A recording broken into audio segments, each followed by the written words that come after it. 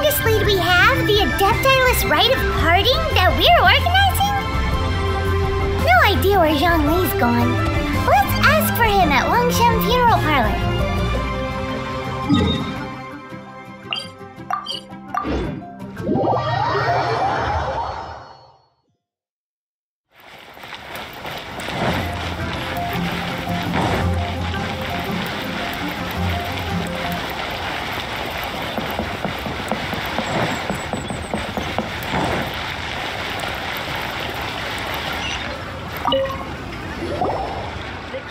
Is there anything I can do for you two? I'm afraid that Wangshan Funeral Parlor isn't in the best state to receive guests. We've come to see Zhongli. Could you please tell him we're here? Unfortunately, Zhongli isn't here at the moment. It seems he went to Northland Bank. Doesn't the Northland Bank belong to the Fatui? Last time we saw Zhongli was before we went to the Golden House. Do you think he doesn't know about the attack on Liyue? Visiting the Fatui at a time like this could only mean more trouble. We had better go and make sure that everything is okay.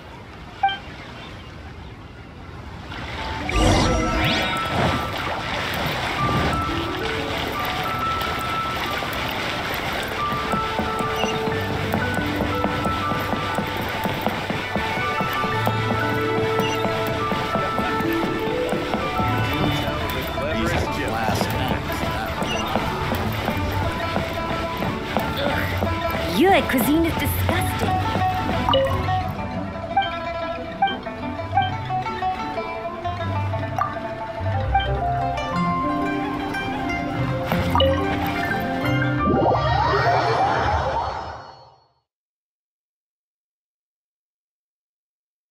You call this cooperation between Harbingers?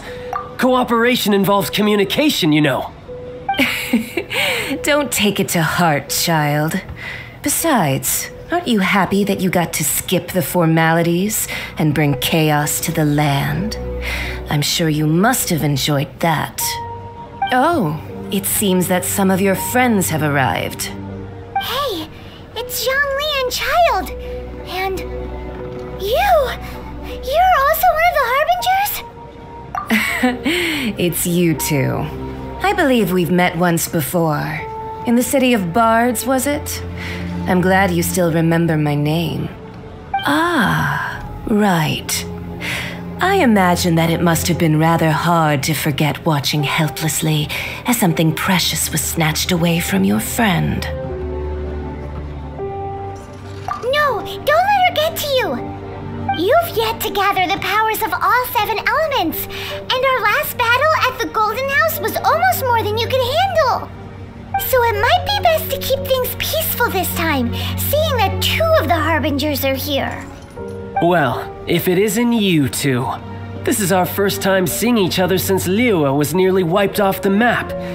This is certainly a bit awkward, wouldn't you say?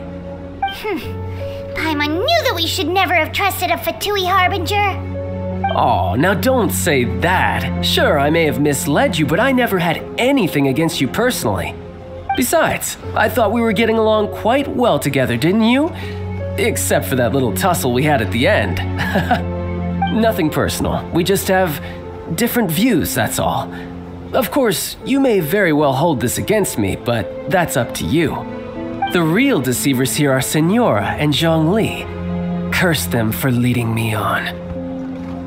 So actually, I think... Stop wasting time, child. There'll be plenty of time to chat once I'm through here. You remember the agreement, Morax. Now, if you would be so kind. The Gnosis, please. What in the world are you talking about? The contract is fulfilled. That which thou seeketh is now bestowed unto thee. For my promise is solid as stone.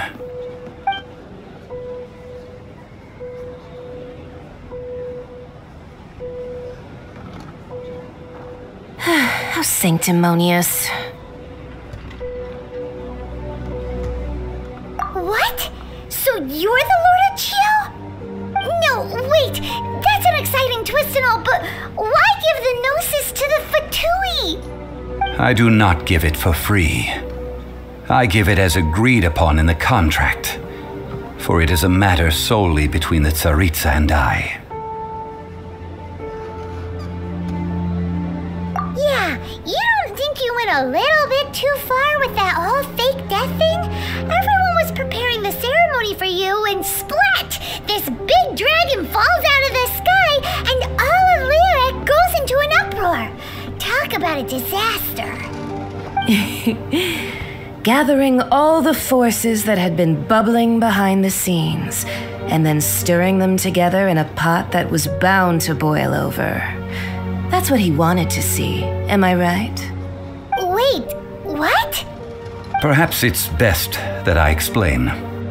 As you know, I've dwelt upon this world for more than 6,000 years.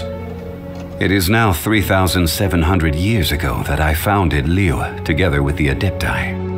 Even boulders that can withstand whirlpools will erode with the passing of time. I kept convincing myself that cracks had not begun to form, and that the end of my time had not yet come, until one drizzly day, as I was strolling along the harbor, I heard a merchant tell one of his workers, "You've finished your duties. Go ahead and call it a day." I stood motionless among the crowds, asking myself, have I already finished my duties? Oh, Zhongli. But as I began to consider relinquishing my divine role, I soon discovered that many reasons still remained to not hastily depart. Was Liyue, the city I had dwelt in for so long, already prepared to enter its next age? I decided that a test was needed in order to reveal the answer. So I feigned my own death, and gathered the cast of Child, the Adepti, and the Liyue Qixing to play their roles together on the stage that was Liyue. That's right, which is why I continued to safeguard the Gnosis until now. So you mean that if the chaos ever reached the point of no return, you would simply appear and use your divine powers to bring Liyue back under control? Of course, and it would have been all too easy for him too. Just as a child quickly matures after losing their parents, so has Liyue matured when faced with the death of its deity. In the end, the resolution to all that has transpired was even more satisfactory than I could have hoped for. Take the Adepti, for instance. Owing to their years of seclusion, they were the least informed. Yet when faced with a crisis, they commendably showed the greatest amount of restraint possible. Not only did they manage to cooperate with the Qixing, but in the end, they even made efforts to understand the hearts of the people. Credit is also due to Signora, the emissary dispatched by the Cryo-Archon to fulfill our contract. At my request, she kept everything she knew in strict confidence. This despite the eavesdropping ears of her colleague, Child. This meant I could remain as Zhongli, even having the chance to fulfill the age-old traditions of Liyue in this mortal form. Thank you for joining me on this journey, traveler. All of these things turned out as I had planned. There is only one thing that I had not anticipated, and that was the conduct of the Liyue Qixing. I had expected them to do no more than the Adepti, to come to the defense of Liyue. But when all was said and done, they seized the opportunity to supplant Liyue's divine protectors, and used the subsequent power vacuum left by my death to quickly gain complete control of Liyue. Huh? That doesn't sound good at all. On the contrary, I think it is excellent. I had always feared that it was too soon for them to take over from me, and it was also that which I longed for the most. As such, this is the best parting gift anyone could have given this god of old. Hey, what about me? Doesn't anyone feel the least bit of remorse for deceiving me? You've practically kept me in the dark. I think that thanks would be more appropriate. You certainly played no small part in all of this, wreaking havoc and turning the city upside down. The Lord of Geo ought to thank you for your performance, if anything.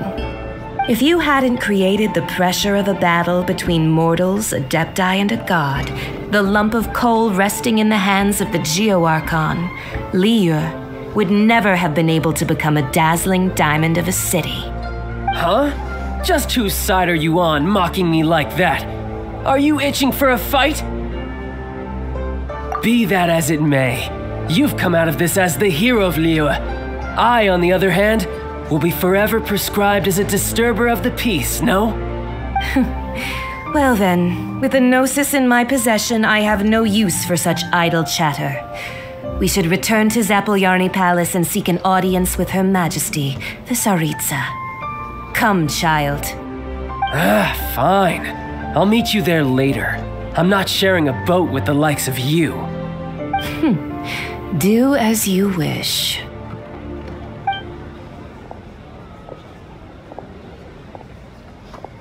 Now then, is there anything else you wish to ask me?